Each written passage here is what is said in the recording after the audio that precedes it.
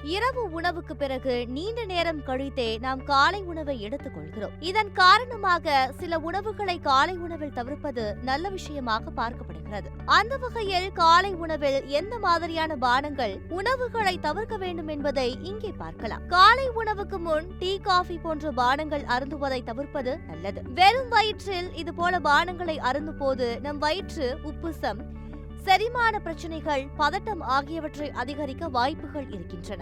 கெரில்ஸ் எனப்படும் சர்க்கரை சேர்க்கப்பட்ட தானியங்களை காலை உணவில் நீங்கள் எடுத்துக்கொண்டால் அது ஆற்றல் குறைபாட்டை ஏற்படுத்தக்கூடும்.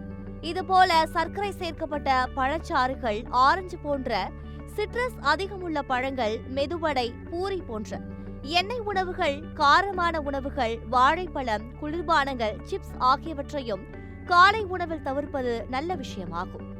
மேலே சொன்ன உணவுகள், பானங்களை தவிர்ப்பதால் நெஞ்செரிச்சல், செரிமான சீர்குலைவு, உயர் இரத்த அழுத்தம், நீரிழப்பு, வளர்ச்சிதை மாற்ற பிரச்சனைகள் ஆகியவற்றை தவிர்க்கலாம்.